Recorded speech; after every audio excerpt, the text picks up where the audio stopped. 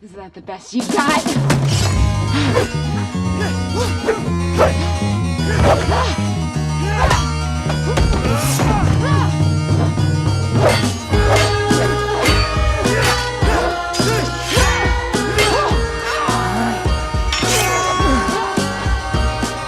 Come on. Bill Skarsgård. His family is murdered before his eyes by this authoritarian sort of government. And so he seeks revenge by seeking out the help of a martial arts shaman played by Yayan, famous from the Raid movies. And essentially, he grows up to become an adult, and then he just torpedoes his way towards the people who wronged him. And that's like the basic premise of the film. That's the whole movie you just described. Well, yeah. I mean, there's, he runs into colorful characters. Andrew Koji, famous from Warrior. Mm-hmm. Who is... And Snake Eyes. And Snake... Oh. So famous for that. So famous for Snake Eyes. Was he just on a lot of coke? He's trying. He's trying to do something with his performance, and I think cocaine was the inspiration or the direction. Oh, that's Dave. Yeah, he's got a lot of issues. You can take him. Good luck. Round 3. Fight. Fuck you, Dave! They needed to do something with him because one thing I didn't mention is Bill Skarsgård's character is deaf and mute. Yes. So technically, during this whole story, he does not verbally communicate with anybody. Yeah, but instead he has the voice of Archer, John H. Benjamin, voicing over him, and that is not enough of a reason to make me laugh. I mean, you mentioned this, and I confirmed it. I don't think I laughed once. Yeah, at any sort of H. John Benjamin quip. Yeah. Step 1. Give myself an inner voice. I took the last one I remembered from this video game. Player 1 wins. Why don't we talk about Bill Skarsgård, who is in everything? Well, maybe it's just because we saw a trailer for The Crow before this. Yeah. But he's been, after it, him doing Pennywise the Clown and being great in that sort of physical performance of him, he's getting roles. So good for him. Good for him. Yeah. Yes, very good for him. He's literally in everything, to the point where I question, why did he take on this project? The most challenging part about playing Boy, where do I start? This is an action comedy, and you could say subjectively, like, we didn't find it funny. Like, I didn't find it funny. Like, there maybe like a couple of times I chuckled because the main character is not understanding this one guy, and I thought, okay, that's kind of funny. But outside of that, I don't know. I just felt like I was sitting there watching like a Family Guy episode. And I mean, not the fact that like I'm not a fan of Family Guy, but it's like not even a good episode of Family Guy.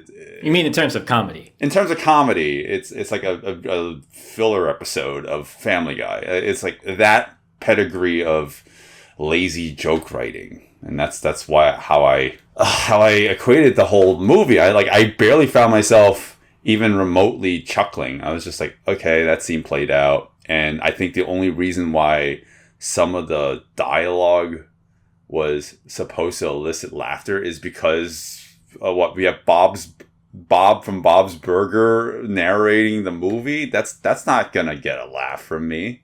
Oh God. Oh boy. Dad, I don't want to stop your flow, but can you pass the pilaf? What about the story? Because this is a very simple, I would say it's somewhat simple revenge, right? Mm-hmm. You got this boy, he's wronged, he grows up to become Alex Skarsgård, very buff, very tall, good-looking guy. But you can't just have a simple revenge story because that's boring. So what do you mix it with? You get, I don't know, like kind of like a lot of the reviewers I saw kept on comparing this like like a Saturday morning cartoon. You have a world where a cereal company sponsors this event that goes on in the world called the culling, where I guess people are killed for entertainment purposes. I don't even remember the purpose of it, but I remember saying to you, so this is just like the Running Man? Yeah. Kind of like the Running Man? Guys, every time Zero whispered something that he suspected would eventually be true in the movie, I just said, Zero, I hate you, because you're probably right. You're probably right about that, because that's hacky writing. And lo and behold, he was right every single time. Oh, God. I'm like, no way, that's too stupid. They're not going to do that. But you're probably right. And then they did that. And that's exactly what happened. You know what? And when... So I just want to say, I don't like to talk during movies in the theater. I try to respect everyone around me. I think that just goes to the quality of this film. It wasn't doing anything for me, so I felt the need to make a joke at the movie's writing expense, and it turned out I was correct in some of the hacky writing choices that happened. Welcome to the Resistance. Yeah, go team. I really did check out because of the fact that the movie randomly unwinds on itself. It's like, why is this everything happening without our main characters really being proactive in the story? Why is it that like suddenly allegiances are changing behind the scenes? Like that was really off-putting, and I felt like the movie gave up. The writers just completely gave up. I'm like I like that. We need to like the main character's captured, and we need to figure out a way for him to get out of this. Well, whatever, he gets out of it. that's how it feels. That's what it feels like as you're watching the film. I mean, stuff happens, and he gets assistance from other characters to get out of these very dire situations. And I would say that's just it.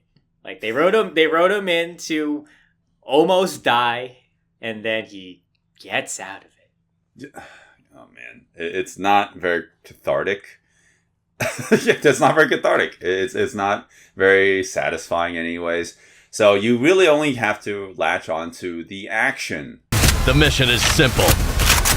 Make the Vanderkoys pay for what they have done. Insert crazy action montage. So when I first saw this, the trailer, I thought like, okay, very standard looking action movie. Oh, Yayan. Mm-hmm. Yayan from the Raid.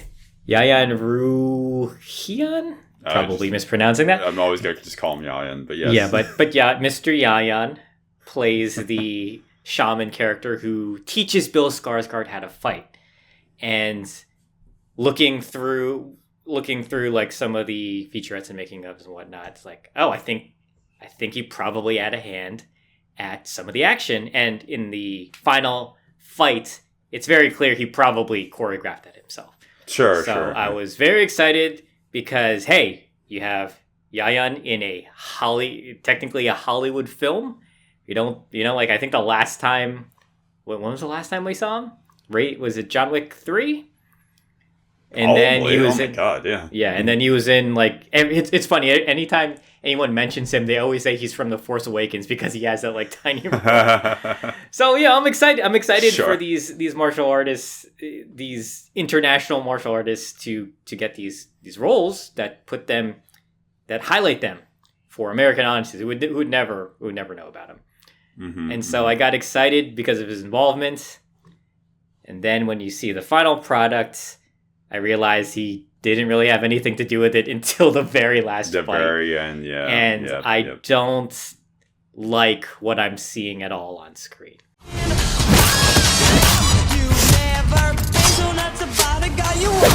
Here comes the hopper. Well, if you like The Raid or The Raid 2, if you kind of want to see some of that brutality, you get it the most at the end. Would I say that the choreography is great? It's the best you can see out of the whole film, for sure, yes. Because Yayan's involved, and he's the most acrobatic. It's the most uncut action you'll see in the movie without these overly enthusiastic camera movement. There's a lot of the tracking of characters or performers as they're moving all around the screen, which is like in the scenery, which is fine, but I do think that sometimes it's too frenetic, and I just want it to be like wides. Do you just focus on the action? Some of my issue is the camera work. Actually, probably most of it. They got drones. They got drones for a lot of this, and they said, fuck it, we spent a lot of budget on these drones. We got to use them. Yep. And they are overusing this one toy that they got. And I don't think it adds anything to the cinematic flair of the movie, because when you see it happen, when you see the camera start zooming past and going around, that's just a drone shot, and it didn't feel necessary. Yeah, I mean nowadays everything has drones in it, right? So when everything has it kind of gets muddied, right? There's nothing special about it. You can make a drone shot work, because having a camera fly through a scene, maybe when the screen is filled with hundreds of extras, that's exciting. You use it when it's necessary or when it's visually needed. Here, I think they had the drone camera, so they wanted to make sure they got their money's worth. And it's just used all over the place, and it's not used well. Yeah. That's my issue with it. It's not used well.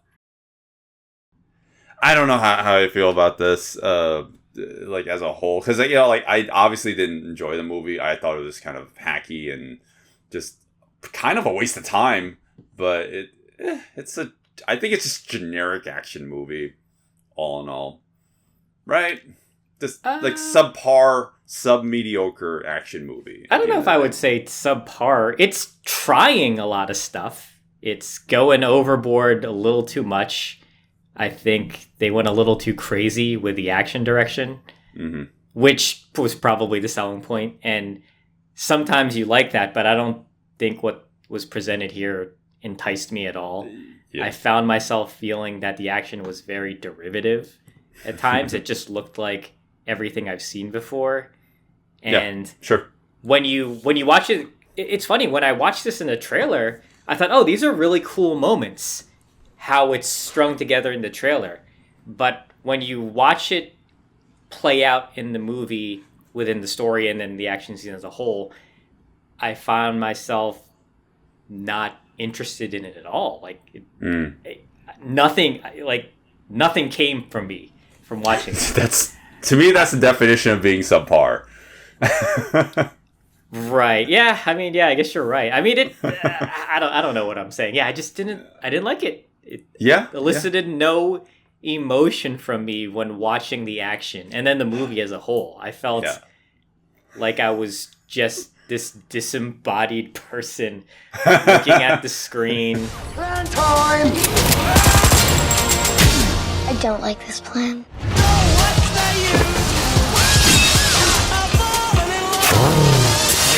You have reached your final destination. Hey, you remember that one action moment when Bill Skarsgård he goes into a hallway and there's like 20 dudes? Oh my god. What?